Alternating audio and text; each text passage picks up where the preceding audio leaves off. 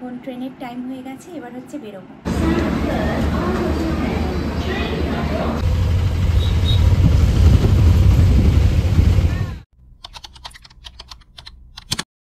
Good morning viewers, আবারও হৃদয়ের গাছকৌটোতে আপনাদেরকে স্বাগত জানাচ্ছি। নতুন একটা ট্রাভেল সিরিজ নিয়ে আবার চলে এসেছি। আপনার আমার খুবই পরিচিত জায়গা পুরীতে এসেছি। তো দুদিনের জন্য এসেছি। তো এখন অগস্ট মাস, এখানেও কিন্তু বৃষ্টি হচ্ছে। শুধু কলকাতায় বৃষ্টি হচ্ছে তেমনটা নয়, মানে পুরীতে কিন্তু ভালোই বৃষ্টি হয়েছিল গত 7 দিন ধরে এখানে এসে যেটা দেখলাম। তো আজকে সকালে এসেছি, আমাদের গতকাল রাতে শালিমার পুরী যে এক্সপ্রেস ওটা ছিল, ওটাই করে এসেছি। তো এবার ট্রেন সংক্রান্ত বিষয়ে একটা বলে রাখি, সেটা হচ্ছে যদি কোথাও ঘুরতে যাওয়ার থাকে না, হঠাৎ করে যদি ট্রেনের টিকিট আপনারা মানে খোঁজেন, তখন কিন্তু আপনারা আর পাবেন না। মানে বলতে পারেন এখন ট্রেনের টিকিট পাওয়াটা খুবই একটা প্রবলেমেটিক ব্যাপার হয়ে দাঁড়িয়েছে। তো আমরা 2 মাস আগে থেকে টিকিট কেটেছিলাম, তাতেও কিন্তু 4 মিনিটের মধ্যে সব টিকিটই শেষ। অবশ্যই কোন হোটেলে থাকবো সেটা তো অবশ্যই এই ভিডিওতে শেয়ার করব। আপনারা শেষ অবধি ভিডিওটি দেখতে থাকুন, তাহলে বেশি সময় নষ্ট না করে ভিডিওটা শুরু করি। আর আরেকটা অনুরোধ যেটা আমার রইল, সেটা হচ্ছে যদি আমার কন্টেন্ট ভালো লাগে তাহলে অবশ্যই চ্যানেলটিকে সাবস্ক্রাইব করবেন।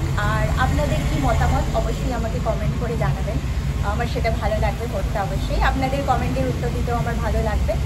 তাহলে ভিডিওটা শুরু করা যাক। কোন হোটেলে এসেছি, পেছনে যে লাইট হাউসটা সেটা দেখে তো বুঝতেই পারছেন যে লাইট হাউসের কাছে কোনো একটা হোটেলে আমরা থাকবো। তো সেটাই এবার আপনাদের সাথে শেয়ার করি কোথায় থাকছি। তাহলে শুরু করা যাক, চলুন দেখাই কোন হোটেলে আছি। লাইট হাউসের এটা পেছন দিক, আর ঠিক তার উল্টো দিকে জেবিএস চ্যারিয়ট। এই হচ্ছে রিসেপশন এরিয়া, এখন ঢুকছি রিসেপশন এরিয়াটা। তো রিসেপশন থেকে বাঁ দিক গেলে এই জেবিএস চ্যারিয়টের লাগোয়া একটা রেস্টুরেন্ট আছে, সেটা আপনাদের পরে অবশ্যই দেখাবো। এবার আমাদের রুমটা অ্যালট হয়েছে 3 তলায়। আরও একটা বিষয়, সেটা হচ্ছে এখানে কিন্তু কোনো লিফট নেই, লিফট দেখলাম তৈরি হচ্ছে। আর তার সাথেও এই জেবিএস চ্যারিয়টের উপরে আরও রুম হচ্ছে। রুমে ঢুকেই বাঁ দিকে একটা মিরর, আর তার সাথে একটা বড় সোফা আছে। তো বেশ বড় রুমটা। আর এই দিকটা দেখুন, একটা কিং সাইজের বেড আছে, আর তার সাথে ফ্যান এসি তো আছে। ঠিক এই দিকটায় তার সাথে একটা টিভি দেখতে পাচ্ছি, একটা সেন্টার টেবিল আছে এখানে, আর তার সাথে একটা আলমিরা আছে। তার সাথে 2টো হ্যাঙ্গারও দিয়েছে জামা কাপড় রাখার জন্য। তারপর দুদিকে 2টো সাইড টেবিল, আর একটাতে আছে ইন্টারকম। এবার বলি ভাড়াটা, এটার কি ভাড়াটা হচ্ছে মোটামুটি 2200 থেকে 2500 ওরকম রেঞ্জ, মানে সব মিলিয়ে। ওয়াশরুমটা দেখাই।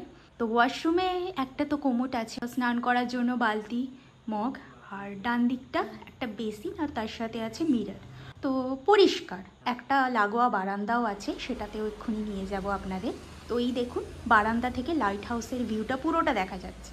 আর তার সাথে চেয়ারও আছে। পুরীতে এসে মানে হোটেল বা রিসর্ট থেকে সি ভিউ এনজয় করার থেকে আমার মনে হয় বিচ এরিয়ায় গিয়ে সি ভিউটা এনজয় করা অনেকটা বেশি মজার ব্যাপার।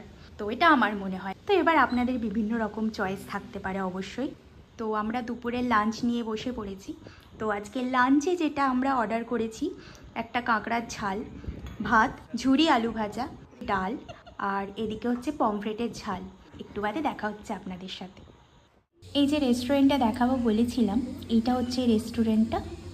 বিশাল বড় নয়, আবার ছোটও নয়, তাতে তো কিছু যায় আসে না। খাবার দাবার ভালো হলেই হলো, তাই না? জেবিএস চ্যারিয়ট যিনি পরিচালনা করেন, ওনাকে আজকে আমাদের মাঝে পেয়ে গেছি, মিস্টার অনুপম মুখার্জি। দাদা, আপনি একটু ভিউয়ার্সদের হাই করে দিন। হাই। অনেক কিছু কোয়েরিজ আছে ভিউয়ার্সদের, এইটা কি করে আসবেন কি না। আচ্ছা দাদা, আপনি যদি বলেন যে স্টেশন থেকে নেবে, এখানকার ল্যান্ডমার্ক বা কিভাবে আসবে সেটা। এখানকার ল্যান্ডমার্ক খুবই প্রমিনেন্ট, বলতে হবে পুরীর লাইট হাউস। লাইট হাউসের গেটে জাস্ট ব্যাক অপোজিট আমাদের প্রপার্টি। আচ্ছা, আর আপনাদের এখানে কি কি ধরনের রুম আছে সেটা যদি একটু বলেন। আমাদের এখানে মোটামুটি 4 ধরনের ক্লাসিফাইড রুম আছে। একটা হচ্ছে সুপার ডিলাক্স, একটা হচ্ছে ডিলাক্স, আর একটা হচ্ছে এমনি নর্মাল, আর একটা গ্রাউন্ড ফ্লোরের রুম। তো সুপার ডিলাক্স মোটামুটি আমাদের 4টে আছে, যেগুলো একদম ফ্রন্ট ফেসিং রুম, মানে সিটা মোটামুটি বারান্দার থেকে পাওয়া যায় ফ্রন্ট। আর যেগুলো আমরা ডিলাক্স বলি সেগুলো বারান্দার থেকে সাইড ভিউ হয়। আর কি আর 3-4টে রুম আছে যেগুলো যার কোনো ভিউ সেই অর্থে সি ভিউ নেই, but all are AC and all are having individual বারান্দা। আর রুম রেট গুলো যদি একটু শেয়ার করেন।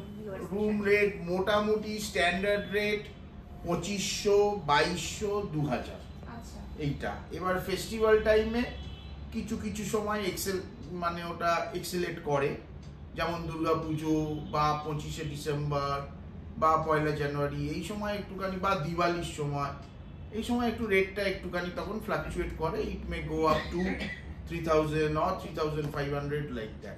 পিক সিজন হলে তার পিক সিজন হলে এবার এইভাবে ক্লাসিফাইড করা যায়, পিক সিজনে মোটামুটি 3000, 3500 টাকা, আর নর্মাল টাইমেতে 2500 টাকা, 2000 টাকা, 2200 টাকা। আচ্ছা, এইভাবে ক্লাসিফাইড করা যায়। এই রেটটা inclusive of taxes. Okay, AC room inclusive of tax. আর তার সাথে বুকিংটা কিভাবে হবে? বুকিং দুভাবে হয়। এক হচ্ছে, দুভাবে না, প্রিসাইসলি 3ভাবে হয়। এক হচ্ছে আমাদের একটা নাম্বার আছে 9163072008, যেটা আমি স্ক্রিনে মেনশন করে দেব, আর ডেসক্রিপশনেও দিয়ে দেব। হ্যাঁ, তাতে হোয়াটসঅ্যাপ আছে। এবার হোয়াটসঅ্যাপেতে আপনি আপনার ডিটেলস অফ রিকোয়ারমেন্ট আপনি দিলেন, তার মধ্যে প্রিসাইসলি থাকে কবে চেক ইন, কবে চেক আউট, ডেট এবং টাইম। কারণ এই কারণেই আমাদের এখানকার চেক আউট সিস্টেম হচ্ছে সকাল 7টায়। তো সাপোজেডলি কেউ বললো অমুক ডেট, বাট যদি টাইমটা স্পেসিফাই না করে তাহলে সকাল 7টায় তার চেক আউট হয়ে যাবে। তো অনেক সময় সেটা প্রবলেমেটিক হয়। অনেকের দুপুরবেলার ট্রেন থাকে, অনেকের রাতের ট্রেন থাকে। দেন ইন দ্যাট কেস বুকিংটা সেইভাবে যাতে ক্যালকুলেট করা যায়। এবার ডিটেল দিলে পরে আমরা তখন আমাদের কোটেশন পাঠাই। কোটেশন যদি অ্যাপ্রুভ হয় তাহলে পরে কথা বললে পরে আমরা ব্যাংকের কিউআর কোড শেয়ার করি। শেয়ার করলে পরে তাতে 30% অ্যাডভান্স, সেটা হচ্ছে non refundable, non transferable. Only in the case of lockdown সেক্ষেত্রে রিফান্ডেবল, আদারওয়াইজ নট। ঠিক আছে?